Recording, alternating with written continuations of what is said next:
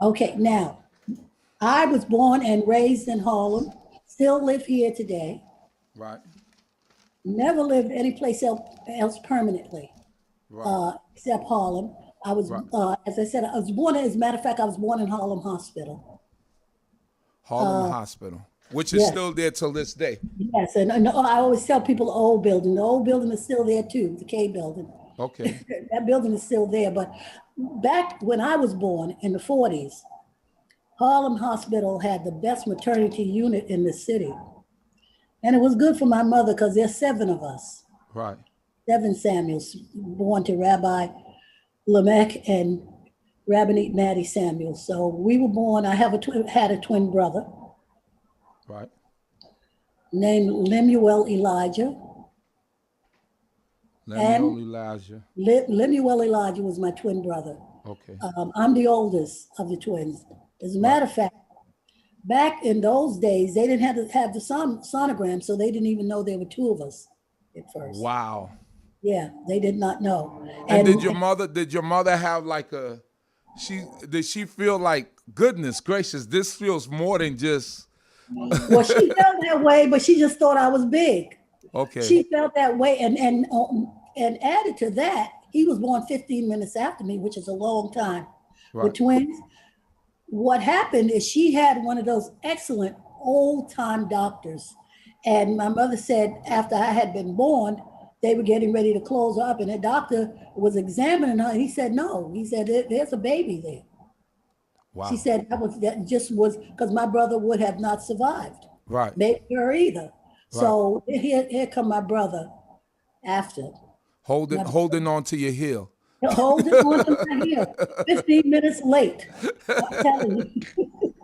15 minutes late. And our names, my name is Judith Deborah. Uh-huh. And as I just told you, my brother's name, Rabbi Matthews, is our godfather, literally. And he gave us those names. All right. And your brother's name was what again? Can you repeat it? Lemuel, Lemuel. Okay. Lemuel. Middle name Lemuel. Elijah. How was it in Harlem during those days in the 40s? You growing up in Harlem, many of the interviews that I've done with people that come from, well, the Congregation Temple Bethel, a lot of them have ties, or some of them started out in the South, Florida, South Carolina, North Carolina. And I always ask the point, I always make it a point to ask them about the South and Jim Crow laws or whatever. Obviously, that was not going on in New York City, the Jim Crow laws, but was there segregation or was there racism apparent during those times in New York City when you were coming up as a child in the Very 40s and much so. 50s? Very much so. Let me just tell you about the Southern roots in the Right. first. My mother is from Charleston, South Carolina. And my father is from Ocala, Florida. And they obviously met in the North. Right. There's lots of Samuels in Florida. Right. Any around Tampa, anybody, if you hear coming from Florida and they're Samuels, they're most likely related to me. Because my grandfather had five brothers. Right. So there's a lot of Samuels. And then there's also my mother's side from coming out of Charleston, South Carolina. There's also a number of Macmillans too, except the Samuels family tends to be clannish. Okay. So wherever you find one Samuels, you're always going to find more than one. Right. Yeah, that's how they are. And both came from fairly big families. But here's the interesting thing about my parents. My mother had like 5 or 6 siblings, only 2, she and her brother survived to adulthood. They all died as children. Wow. And my grandfather, Prince Aaron Macmillan, finished raising his 2 children. Okay. So that's what happened on my mother's side. That's the Macmillan side. He finished raising his children. He wouldn't let I guess he was so upset about losing his wife, his children over time. Right. So he wouldn't, my mother said her aunt wanted to keep her, but he wouldn't allow it. He wouldn't give up his children. Okay. Something similar, but my mother was fairly young when she came north. She probably was in her early teens. If she was, maybe not even a teen yet. She and her Okay. older brother. Okay.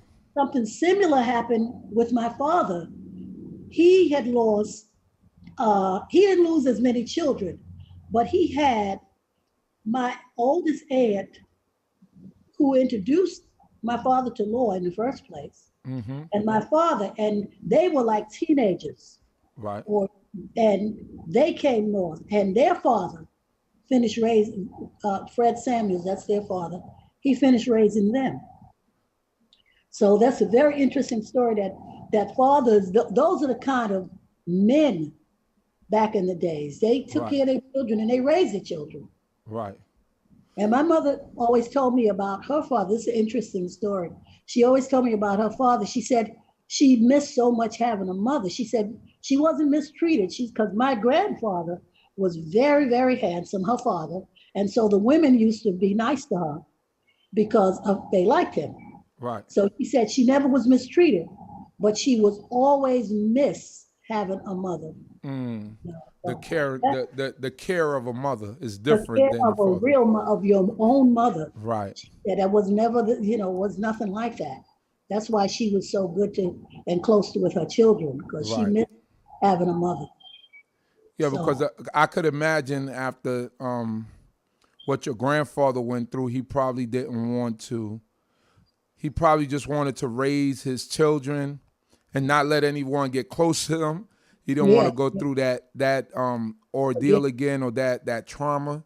He probably right. didn't want to get close to any woman in that way because he couldn't deal with it anymore. So he just Yeah, until raised his later. daughters and said, Yeah, "I'm until go." later. Right. We were all big children and everything when he finally got another wife and they moved to New Jersey. Now we have history in New Jersey too, meaning that a lot of the Samuels went to a town called Montclair, New Jersey. Montclair, yeah, that's a Yes. nice town.